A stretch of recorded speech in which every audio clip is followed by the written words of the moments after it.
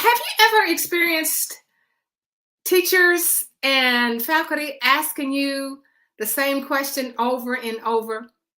And have you ever had the situation where there was misinformation just going on throughout the school and you couldn't figure out where that information came from or where that information was coming from? I'm here to tell you that that has happened to me. And what we're going to be talking about tonight is communication. We're going to talk about things that happened to me in a situation where I sent out an email. And the email that I sent out was a misleading email.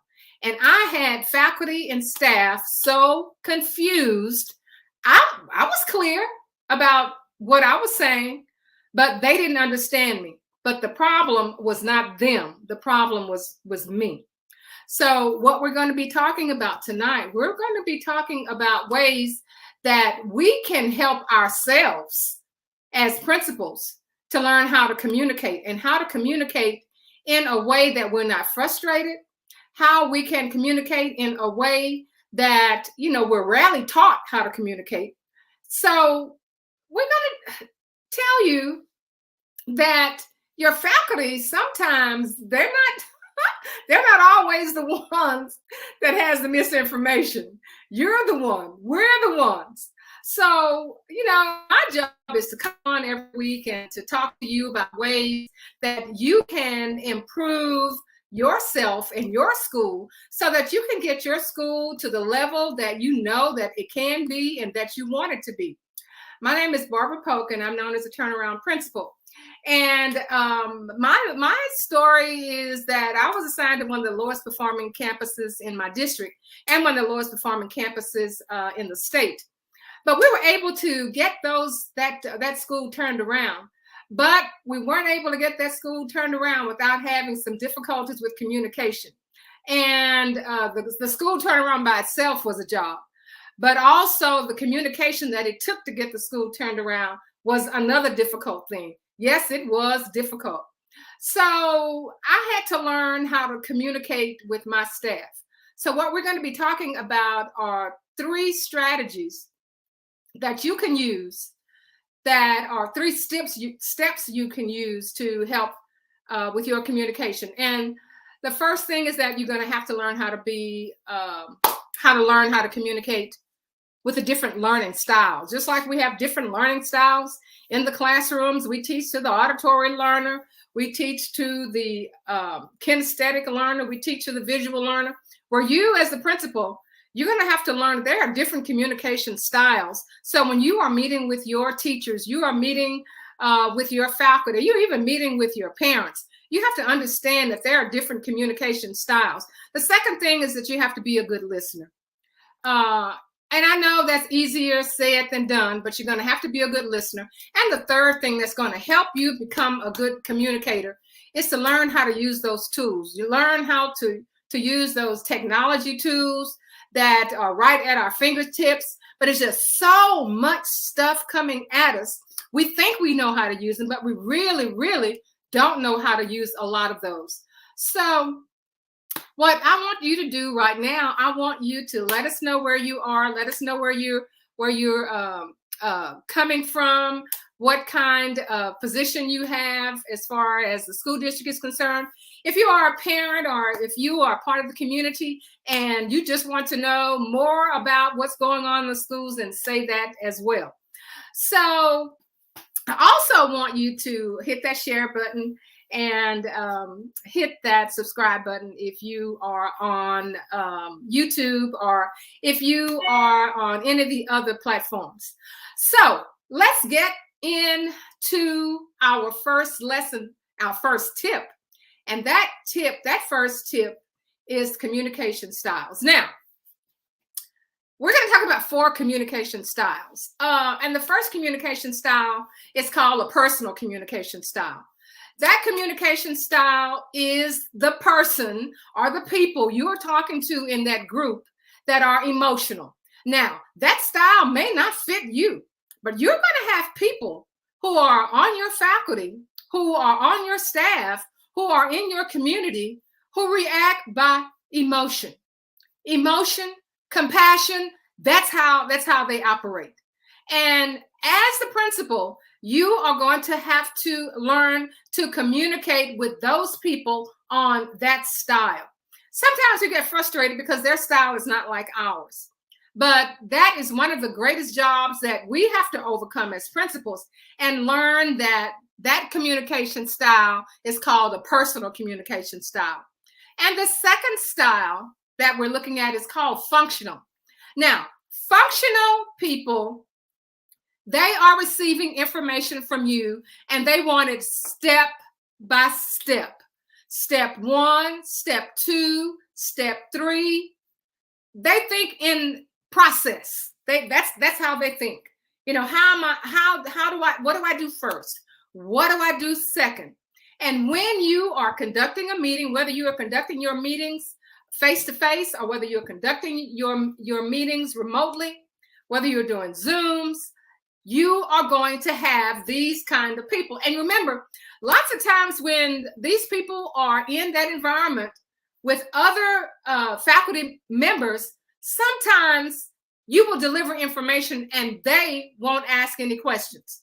It's up to you as a communicator to understand that there is another style and you need to be ready to address that kind of style. The third kind of style is called intuitive. And these are people, these are your bright people. These are your people who just get it first time and they're ready to roll with it. Those people, they think quickly. They think to the point. They are big picture people. They think outside the box. You just love these kind of people on your faculty because all you do is just say what needs to be done and they say, bam, I got it. So we just love those kind of folks, but we don't have all those kind. Everybody's not like that.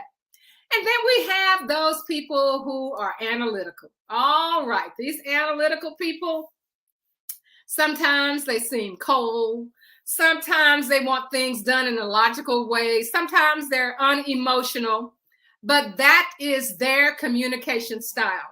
So what I learned with those 4 types of communication styles is that I don't have all 4 types.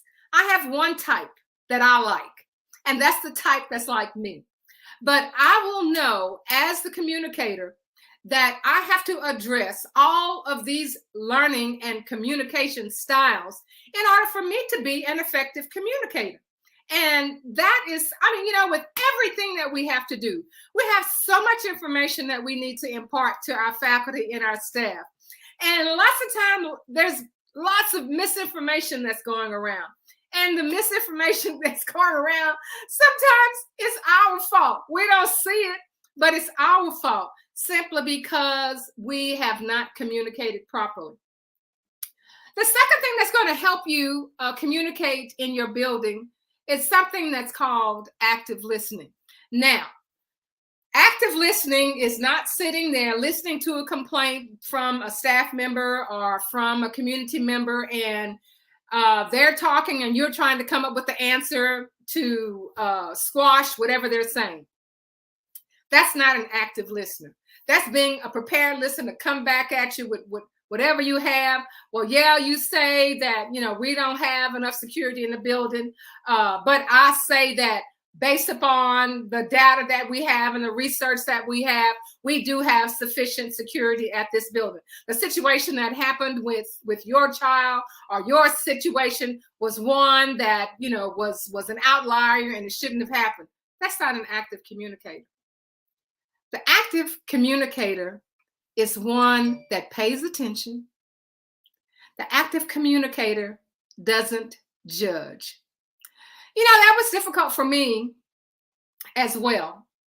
And what I would do, especially if I had a situation with a teacher that was very difficult, or if I had a situation with a parent, the easiest way for me to keep my big mouth shut was to take out a pad and a pen. Don't do eye contact with them. Write down what they're saying. And I'm not talking about every word they're saying. I say write down those things that you want to remember. Just take notes. Take organized notes. What will that do? That will help you to listen, to pay attention, to not judge. You are taking notes. And then tell them when you are in that type of communication, I'm not going to be responding to you. I'm going to be listening to you, and I'm going to be taking notes so that I can get every bit of information that you have to share with me. And then after you've given me this information, then I can get back with you on what my decision is about whatever that particular situation is. That's easy. Pay attention and don't judge. Picture what they're saying. Even if you're writing, try to picture what your teacher is saying, or what your assistant principal or your instructional coach. Because this job is tough, y'all. This is one of the most difficult jobs ever. And in order for you to be the kind of school administrator, listening and communicating is one of the largest things. Picture what they're saying because you're paying attention to them. And ask questions. Ask questions. Now, I know I said if you're taking notes, you're not going to be asking questions, but there may become a time when you're taking notes and they're doing all the talking that you may say, excuse me, do I have this correct? So you're saying this and you're saying that. Is that correct? That way, in my notes, I won't mess up on my notes. That's just a way to get it done. So we're talking about communication styles, and we're talking about just being a good listener. And the third thing is to use tools. Now, last week we talked about one of the tools that is very effective, and that is our school website. Now, when you're communicating on that school website, I mean, all kinds of things can go wrong. So use that tool, but use that tool as you plan that tool. If you are sharing information on that school website, please have someone else to look at the information that you're sharing with parents. Please make sure that you are reading any comments that parents may have of the information that you are giving on that website. That's your tool. That's a communication tool. The other thing, and this is the one that gets us every time, and that is our emails. Make your emails to the point. And if your teachers have questions, then they can contact you about questions that they may not understand. The other thing too, principals, is that you do too much talking on those emails, and that can get you into a lot of trouble. Sometimes all of the information you're sharing on the emails can land you in court because you're just talking too much. You are accustomed to writing your essays. You were a great writer when you were in school as a student. When you were in grad school, you knew how to elaborate, and you want to do the same thing on your emails. Well, the email is not the place to do all of that. People don't want to read all of that. People want you to get to the point, make it clear, step 1, step 2, step 3, and then step out of there with your email. Another thing about your emails is have some white space in between. You know, how do you feel when you get an email from someone and it's all these lines, you know, you have to hit the button to go down and down. You don't want to read all of that. You want to get the information, look at the subject line, get the information, 1, 2, 3. If there's some space in between, then it's like catching some air in between. That's your communication tool. And the last, you can also do video emails. I didn't think about that. You can also do video emails, but you're going to follow the same premise. You're not going to go on and on and on. You have 3 points that you want to cover those 3 points, and then shut it up. It's over. It's over. It's not about you. It's about the information. And the last thing that's under your tools are your organizational tools. Now, you have all of your Google, you have your Google Sheets, you have all of those things that you can use to communicate. But when it comes to organizing, use something like Slack or like Trello board to keep you organized. That's a part of communication. You know that in March, you on your Trello board, you have exactly what you plan to do and how you plan to do it. Use that, and that helps with your communication. Now, is all of this an easy thing to do? Absolutely not. It is something that is very, very difficult. But oh my goodness, when you learn this, and when you learn people, and when you learn to pay attention to people, people pay attention to you. They understand that when we meet with her, she is listening. When we meet with her, she's reading your body language. She can tell whether you actually understand. She understands that I think a certain way, I'm part of that leadership team. She doesn't need to go into details with me.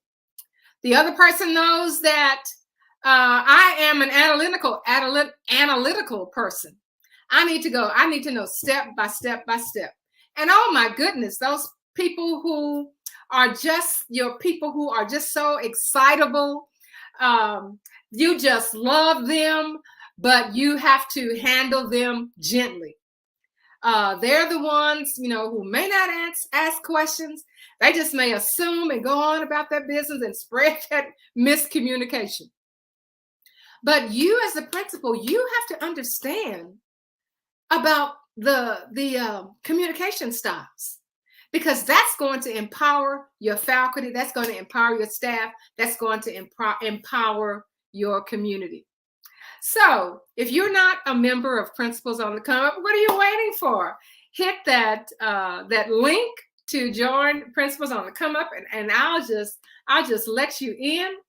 And if you have any friends or any other principals who need to learn more information, get them to join our collaboration, where every week we come on and we talk about things that's going to improve your school so that your school will become a hallelujah success story, where people will always want to come to your school, where students love to come to your school, parents just love the school, and your superintendent is very happy because you have pulled your school out of low performing. So that's our episode for today, and we'll see you next week on Principals on the Come Up, where we transform schools into hallelujah success stories.